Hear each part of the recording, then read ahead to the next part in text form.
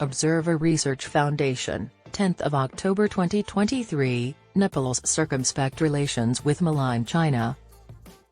Pushpa Kamal Dahal, the Prime Minister, just got back from an 8-day trip to China that started on September 23.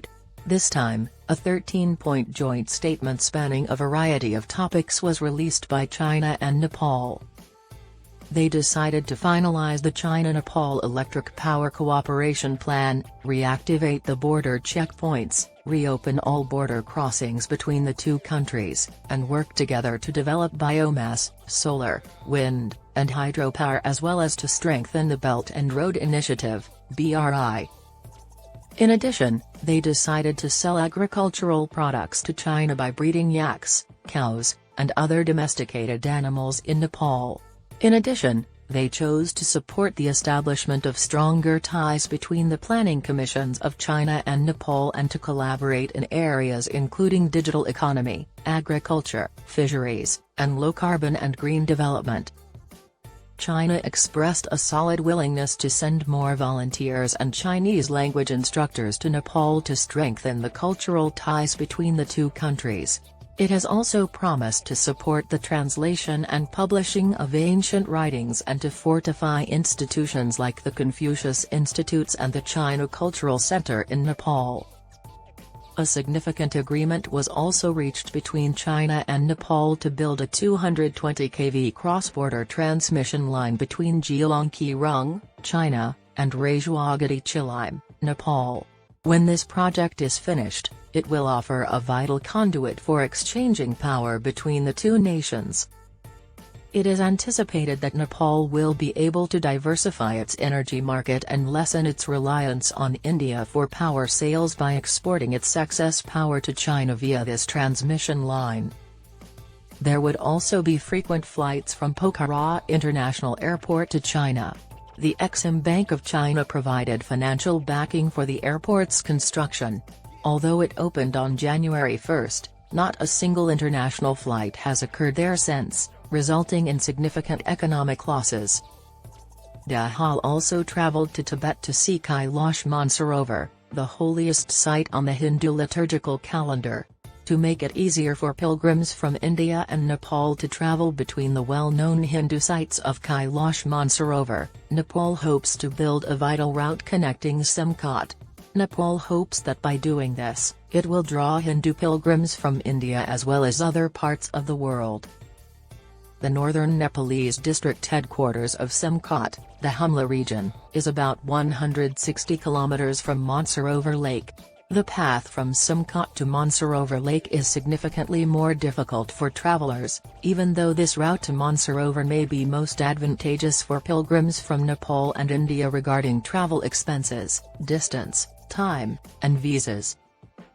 The visit has created an environment of mutual trust at the top political level and a conducive situation to attract more investment and expand bilateral trade and cooperation while strengthening bilateral relations at the People's Story, stated Prime Minister Dahal, describing the outcome of his visit to China as highly successful. Nonetheless, domestic opponents are appalled that Nepal, the second biggest economy globally, has not benefited significantly from China.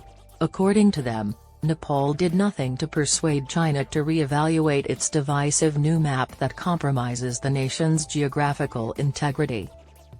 They have doubts regarding the Geelong-Keirang-Rajawagadi-Chilaim transmission line deal since it is unclear how it will be funded.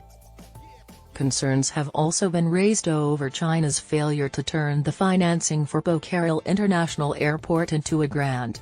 Instead, Nepal consented to proceed with the Geelong-Keirang-Kathmandu cross-border railway feasibility study, albeit with the anticipated addition of projects that could prove to be more white elephants for the nation.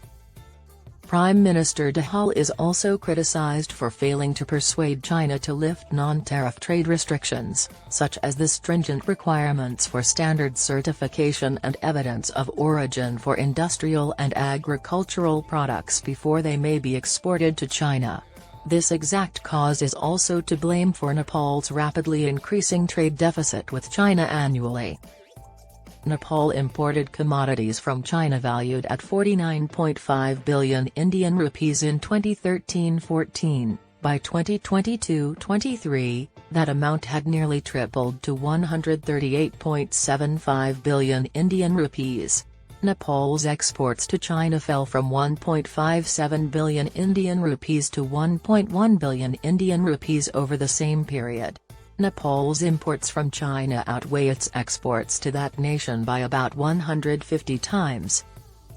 Nepal exports handmade paper, carpets, furniture, yarsagumba, cordyceps, to China, but it imports electrical items, clothing, food, fruits, cars, mobile phones, computers, and machinery from that nation.